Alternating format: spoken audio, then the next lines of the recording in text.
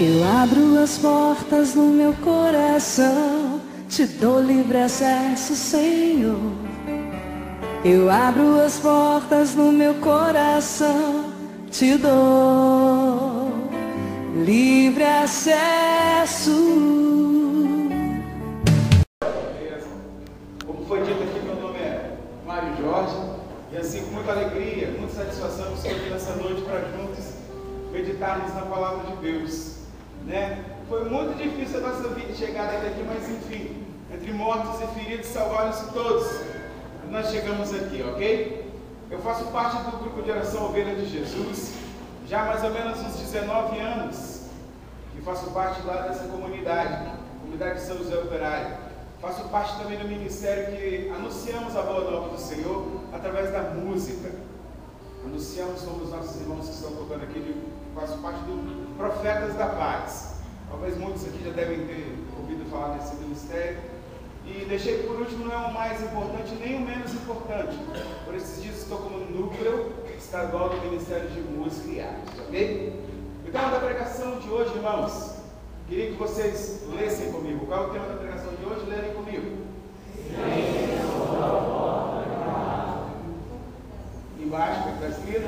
Se alguém ouvir a minha voz e abrir a porta, entrarei na sua casa, cearei com ele e ele comigo. Cearei com ele e ele comigo. Queria já começar essa pregação falando para você de uma experiência que nós vivemos neste final de semana. Esse final de semana eu tive o prazer, eu e minha esposa, de estarmos pregando em Minas. Nós fomos para Montana, terra do nosso irmão aqui. E em casa eu tenho o costume de conversar com Deus em um lugar muito legal na minha casa. Particularmente eu converso com Deus no banheiro da minha casa. É verdade. Ou senão, quando eu estou lavando vasilha lá em casa, ajudando a minha esposa linda, o Senhor sempre fala comigo.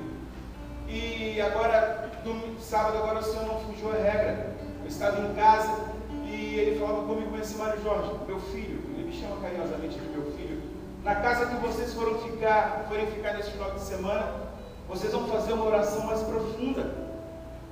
E eu perguntando para ele: mas como assim? Ele falou: vocês vão fazer um grupo de oração naquela casa. Eu falei: ok, Senhor, se o Senhor diz que é para nós fazer, nós vamos fazer. Liguei para o meu amigo, meu fiel escudeiro, grande Daniel.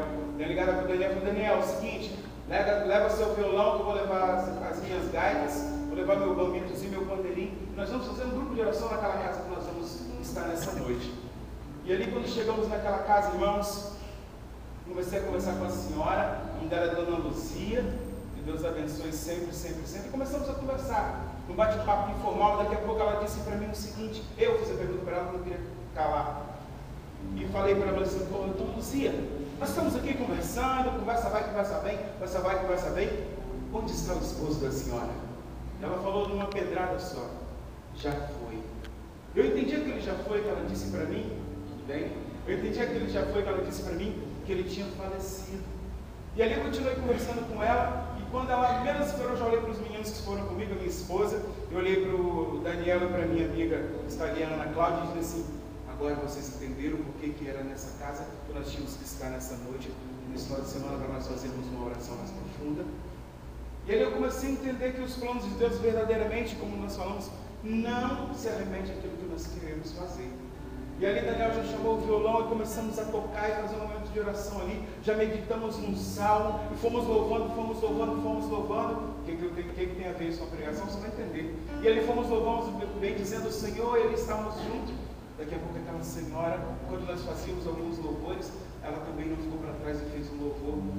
Quebrou a gente no meio, literalmente falando.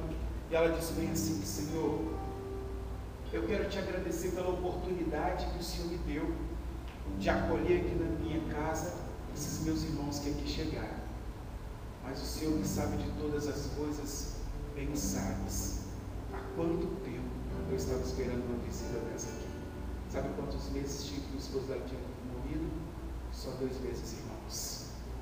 Apenas 2 meses. Entendeu agora porque era preciso que nós estivéssemos naquela casa fazendo essa oração? Por isso eu digo para você o seguinte: só que nós fomos lá, nos hospedamos na casa dela e fomos embora.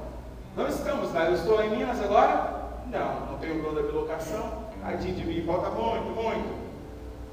Eu quero dizer para você o seguinte: viemos embora. O Senhor hoje, nessa noite, está vivendo, quer fazer no nosso meio aquilo ali, ó. Se alguém ouvir a minha voz, abrir a porta, entrarei em sua casa, cearei com ele e ele comigo. Hoje o Senhor não pode ficar na sua casa apenas como um hóspede. Entende isso? O Senhor não quer ficar na sua casa, meu irmão e minha irmã, apenas como um hóspede. Ao contrário, Ele quer morar. Ele quer morar aí dentro do seu coração. Ele quer morar aí no teu coração, que se chama casa. Diga para a pessoa que está do seu lado direito e esquerdo assim: o meu Senhor. Diga, vai.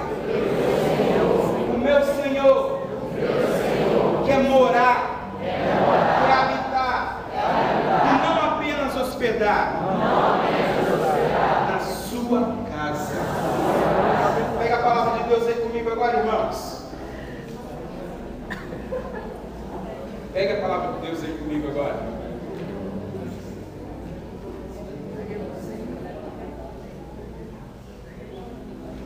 E abrem Apocalipse, como você está vendo ali.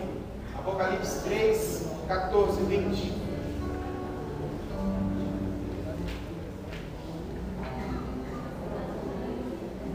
Amém?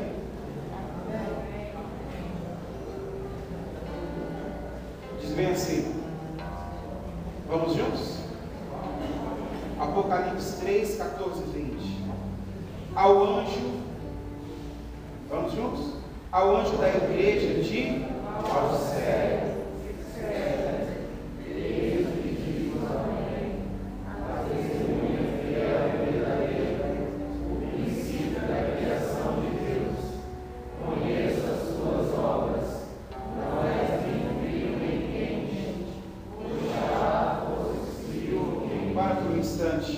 o que ele diz? Conheço as suas obras. Não és nem morno, como é que é? Não és nem frio nem quente. Não é isso que ele fala? Não és nem frio nem quente. Por que ele diz bem assim: conheço as suas obras?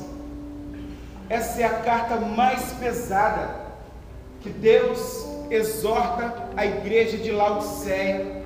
E por que ele faz isso com a igreja de Laodiceia? Porque a igreja de Laodiceia perdeu as suas características e começou a viver como a cidade. A igreja de Laodiceia perdeu as suas características e começou a viver de acordo com as coisas da cidade. A cidade tinha muita grana e a igreja começou a viver dessa forma. A igreja tinha 4 coisas assim que eram peculiares naquela cidade. A grana, é verdade. Os seus como investidores bancários ali tinha muita grana, eram ricos. Outro era a costura daquela cidade, os tecidos daquela cidade eram os mais caros que existiam e eles investiam muito nisso. Outra era a medicina daquela cidade, e outra eram as águas que tinham lá, que tinham poderes, como é que se fala? Fugiu a palavra agora.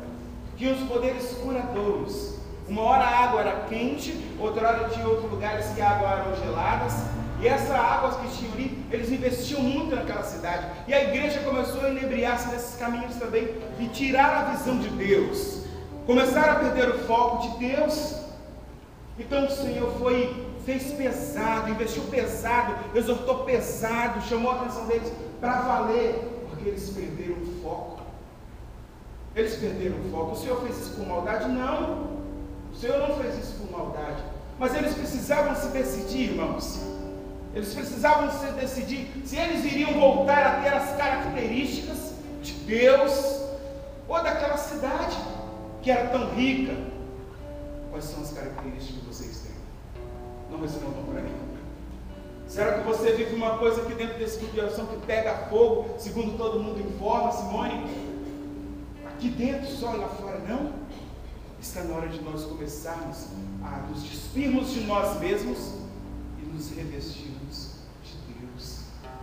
E a palavra continua dizendo que com teu braço forte, Senhor, me ergues do chão. Quero ouvir você cantar. Abra seu coração para Jesus. Eu abro as